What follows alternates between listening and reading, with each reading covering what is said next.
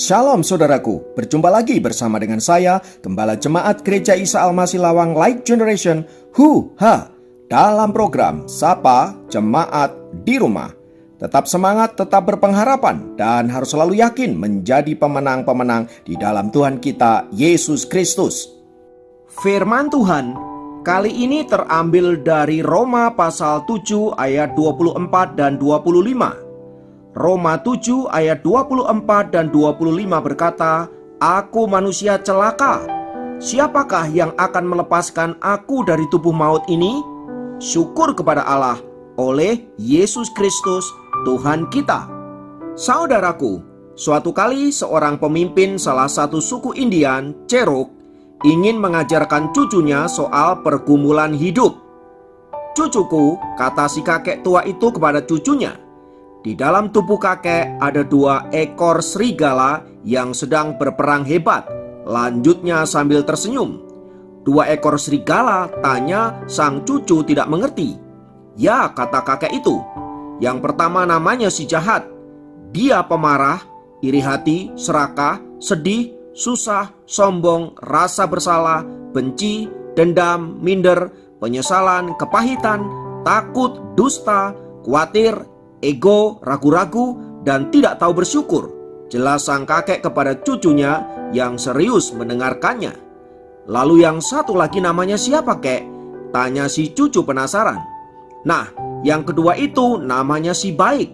Dia sabar, tenang, damai, sukacita, penuh harapan, cinta, rendah hati, ramah, baik, murah hati, empati, iman, kuat, dan dia selalu bersyukur." Lanjutnya sambil tersenyum. Sang cucu menganggukkan kepala tanda bahwa ia mengerti.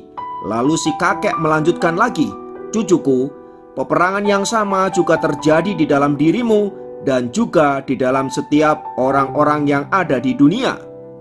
Setelah berpikir sejenak, si cucu bertanya kepada sang kakek, "Kek, serigala yang mana yang akan menang dalam peperangan itu?" "Serigala yang engkau beri makan," jawab si kakek dengan tenang.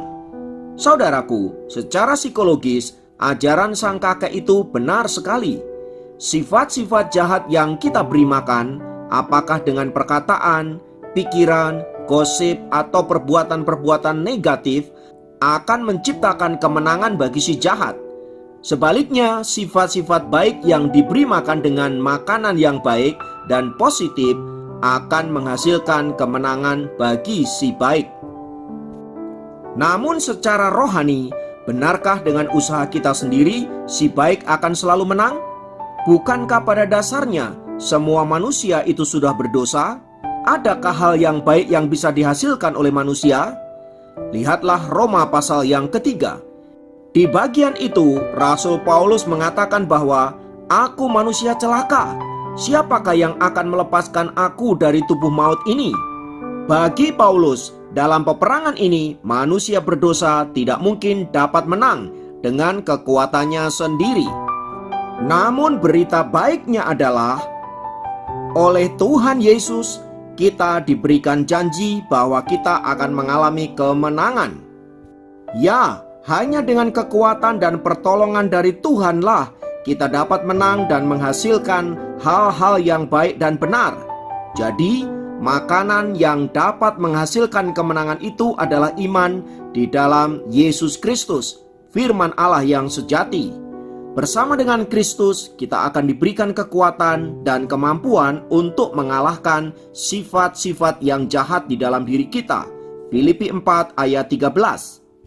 Oleh sebab itu, saudaraku, selain beriman dan menerima Yesus sebagai Tuhan dan Juru Selamat, kita harus senantiasa bergumul dengan firman Allah yang akan menolong kita di dalam menjalani hidup ini agar kita mengalami kemenangan.